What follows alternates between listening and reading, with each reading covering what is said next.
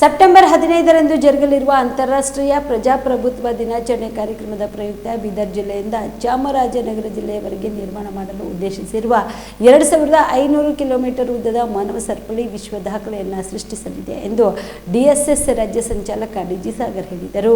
ಕಲಬುರಗಿಯ ಪತ್ರಿಕಾ ಭವನದಲ್ಲಿ ಕರೆದ ಸುದ್ದಿಗೋಷ್ಠಿಯನ್ನು ಉದ್ದೇಶಿಸಿ ಮಾತನಾಡಿದ ಅವರು, ಸರ್ಕಾರ ನಿರ್ಣಯಿಸಿದ ಸ್ಥಳದಲ್ಲಿ ಸೆಪ್ಟೆಂಬರ್ 15ರಂದು ಬೆಳಗ್ಗೆ 8:30 ಬೆಳಗ್ಗೆ 10 ಗಂಟೆವರೆಗೆ ಮಾನವ ಸರಪಳಿ ಕಾರ್ಯಕ್ರಮದಲ್ಲಿ ರಾಜ್ಯಾದ್ಯಂತ ಜನರು ಪಾಲ್ಗೊಳ್ಳಲಿದ್ದಾರೆ. ಅದರಂತೆ ಕಲಬುರಗಿ ಜಿಲ್ಲೆಯಿಂದ ಕರ್ನಾಟಕ ರಾಜ್ಯ ದಲಿತ ಸಂಘರ್ಷ ಸಮಿತಿಯ ಕಾರ್ಯಕರ್ತರು ಸುಮಾರು 500 ಜನ ಕಾರ್ಯಕರ್ತರು ಭಾಗವಹಿಸಲಿದ್ದಾರೆ. ಇದರಲ್ಲಿ ಎಲ್ಲಾ ಸಂಘಟನೆಗಳು, ಸಂಸ್ಥೆಗಳು ಹಾಗೂ ಎಲ್ಲರೂ ಸರಿಯಾದ ಸಮಯಕ್ಕೆ ಕಾರ್ಯಕ್ರಮದಲ್ಲಿ ಭಾಗವಹಿಸಿ ಕಾರ್ಯಕ್ರಮವನ್ನು ಯಶಸ್ವಿಗೊಳಿಸಬೇಕು ಎಂದು ಮನವಿ ಮಾಡಿದರು. ನಮ್ಮ ದೇಶದಲ್ಲಿ ಅತ್ಯಂತ ಮಜಬೂತಾಗಿ ಆಗಲಿಕ್ಕೆ ಪ್ರಾರಂಭ ಆಯಿತು. ಇಂಥ ಹೊತ್ತಿನಲ್ಲಿ ಸೆಪ್ಟೆಂಬರ್ 15 ಇದೇ ಸೆಪ್ಟೆಂಬರ್ 15ನೇ ತಾರೀಕಿಗೆ ಒಂದು ಅಂತಾರಾಷ್ಟ್ರೀಯ ಪ್ರಜಾಪ್ರಭುತ್ವ ದಿನವನ್ನಾಗಿ ಆಚರಿಸ್ತಕ್ಕಂಥ ಈ ಒಂದು ಹೊತ್ತಿನಲ್ಲಿ ಕರ್ನಾಟಕ ಸರ್ಕಾರ ಮಹಾ ದೊಡ್ಡದಾಗಿರ್ತಕ್ಕಂಥ ಒಂದು ಪ್ರಜಾಪ್ರಭುತ್ವಕ್ಕೆ ಒತ್ತನ್ನು ಕೊಟ್ಟಿರ್ತಕ್ಕಂಥದ್ದು ನಮ್ಮೆಲ್ಲರಿಗೂ ಕೂಡ ಸಂತೋಷ ತರತಕ್ಕಂಥದ್ದು.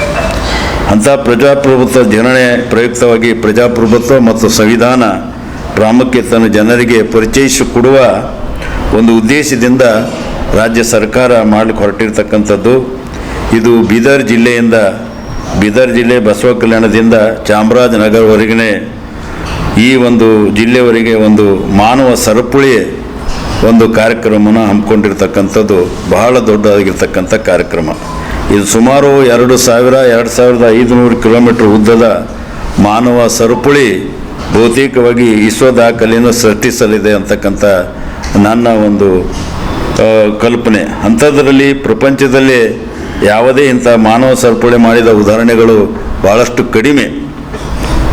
ಹಾಗಾಗಿ ಇವತ್ತು ಇಂಥ ಒಂದು ಕಾರ್ಯಕ್ರಮದಲ್ಲಿ ಪ್ರಜಾಪ್ರಭುತ್ವ ಉಳಿಗಾಗಿ ಪ್ರಜಾಪ್ರಭುತ್ವದ ಒಂದು ದಿನಾಚರಣೆ ಸಂದರ್ಭದಲ್ಲಿ ರಾಜ್ಯದಾದಂಥ ಒಂದು 25 ಲಕ್ಷ ಜನರನ್ನು ಬಹುತೇಕವಾಗಿ ಇದರಲ್ಲಿ ಪಾಲ್ಗೊಳ್ತಕ್ಕಂಥ ಒಂದು ದೊಡ್ಡದು ಕಾರ್ಯಕ್ರಮ.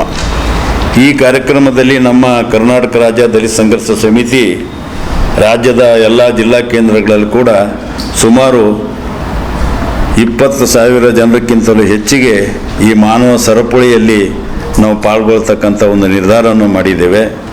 ಮತ್ತು ಗುಲ್ಬರ್ಗ ಜಿಲ್ಲೆಯಲ್ಲಿ ಮತ್ತು ಇಡೀ ರಾಜ್ಯದಲ್ಲಿ ಒಂದೇ ಟೈಮಿಗೆ ಎಲ್ಲ ಕಡೆಯೂ ಕೂಡ 8:30-9 ಗಂಟೆಗೆ ಪ್ರಾರಂಭ ಆಗಿ 10 ಗಂಟೆಗೆ ನಡೀತಕ್ಕಂಥ ಕಾರ್ಯಕ್ರಮದಲ್ಲಿ ಗುಲ್ಬರ್ಗ ಜಿಲ್ಲೆಯಲ್ಲೂ ಕೂಡ ನಾವು ಏನು ಕಿನ್ನಿ ಸಡಕಿದೆ ಅಲ್ಲಿಂದ ನಮ್ಮ ಜಿಲ್ಲಾ ಒಂದು ಪ್ರಾರಂಭ ಆಗ್ತಕ್ಕಂಥ ಮೊದಲನೇ ಹಳ್ಳಿ, ಆ ಹಳ್ಳಿಲಿಂದ ಲಾಸ್ಟ್ ಕೊನೆಗೆ ಏನಂತಂದರೆ ಅದು ದೇವಲಾ ನಾಯಕ್ ತಾಂಡ, ನಮ್ಮ ಕಲಬುರಗಿ ಜಿಲ್ಲಾ ವ್ಯಾಪ್ತಿಗೆ ಬರ್ತಕ್ಕಂಥ ಲಾಸ್ಟ್ ತಾಂಡವರೆಗೂ ಕೂಡ ಸುಮಾರು 28-29 ಹಳ್ಳಿಗಳಿಂದ ಒಂದು ರಿಂಗ್ ರೋಡ್ನಲ್ಲಿ ಮಾನವ ಸರಪಳಿ ಪಾಲ್ಗೊಳ್ತಕ್ಕಂಥ ಒಂದು ದಲಿತ ಸಂಘರ್ಷ ಸಮಿತಿ ಕಲಬುರಗಿಯಲ್ಲಿ ಕೂಡ ಸುಮಾರು ಒಂದು 500 ಜನ ನಾವು ಪಾಲ್ಗೊಳ್ತಕ್ಕಂಥ ನಿರೀಕ್ಷೆ ಇದೆ.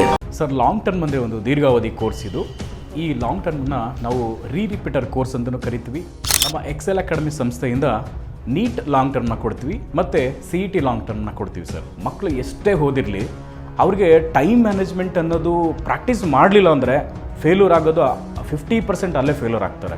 ನೀಟಲ್ಲಿ ರ್ಯಾಂಕ್ ಬರೋದು ಮತ್ತು CETಲಿ ರ್ಯಾಂಕ್ ಬರೋದು 100% ಗ್ಯಾರಂಟಿ ಆಗ್ತದೆ. ಅದಕ್ಕೆ ನಮ್ಮ ಒಂದು ಎಕ್ಸೆಲ್ ಸಂಸ್ಥೆಯಿಂದ ಈ ಒಂದು ಕಾನ್ಸೆಪ್ಟ್ನ ಹೇಳ್ಕೊಟ್ಟು ಮಕ್ಕಳಿಗೆ ಹೈಯೆಸ್ಟ್ ಸ್ಕೋರ್ ತೆಗ್ತಾ ಬರ್ತಾ ಇದ್ದೀವಿ. ಸರ್, ನಮ್ಮ ಎಕ್ಸೆಲ್ ಅಕಾಡೆಮಿ ಸಂಸ್ಥೆಯಲ್ಲಿ ಮಾತ್ರನೇ ಒಂದು ಡೈಲಿ ಟೆಸ್ಟ್ ಕಂಡಕ್ಟ್ ಮಾಡೋದು. ಪ್ರತಿ ಸರಿ ಪೇರೆಂಟ್ಸ್ ಹತ್ರ ಮಾತಾಡ್ಬೇಕಾದ್ರೆ ಸೀಟ್ ತಗೊಂಡ್ ಬರ್ತೀವಿ ಕನ್ಫರ್ಮ್ ಆಗಿ ಅನ್ನೋದೇ ಲಾಸ್ಟ್ ಅಥವಾ ಫಸ್ಟ್ ಡೈಲಾಗ್ ಆಗಿರುತ್ತೆ. ಅಷ್ಟೊಂದು ಇನ್ಕ್ರೀಸ್ ಆಗಿದೆ 2 ವೀಕ್ಸ್ ಅಲ್ಲಿ. ಇವಾಗ ನಾವು ಹೆಣ್ಮಕ್ಳು ಹಾಸ್ಟೆಲ್ ಹತ್ರ ಇದ್ವಿ. ಇದು ನಮ್ಮ ಹೆಣ್ಮಕ್ಳು ಹಾಸ್ಟೆಲ್. ಇದು 7 ಫ್ಲೋರ್ ಬಿಲ್ಡಿಂಗ್. ಇದರಲ್ಲೇ ಕೋಚಿಂಗು ಪ್ಲಸ್ ಹಾಸ್ಟೆಲ್ಲು ಒಂದು ಇದರಲ್ಲೇ ಇರುತ್ತೆ, ಒಂದೇ ಬಿಲ್ಡಿಂಗಲ್ಲೇ. ಇದು ಒಳಗಡೆ ಡೈನಿಂಗ್ ಹಾಲು ಮತ್ತು ಅಕಾಮಿಡೇಷನ್ನು ಎಲ್ಲ ಕ್ಲಾಸ್ ರೂಮ್ ಎಲ್ಲ ಇದರಲ್ಲೇ ಪ್ರೊವೈಡ್ ಮಾಡಿರ್ತೀವಿ. ನಾವು ರೂಮಲ್ಲಿ 4 ಜನ ಇರೋ ಥರ ನಾವು ಅರೇಂಜ್ ಮಾಡಿರ್ತೀವಿ. ಅವ್ರ ಕಬೋರ್ಡು ಕೂಡ ಅವ್ರಿಗೆ ನಾವು ಪ್ರೊವೈಡ್ ಮಾಡಿರ್ತೀವಿ ಅವ್ರಿಗೆ. ಸೊ ಹೈಜೆನಿಕ್ ಮೇಂಟೈನ್ ಮಾಡಿರ್ತೀವಿ.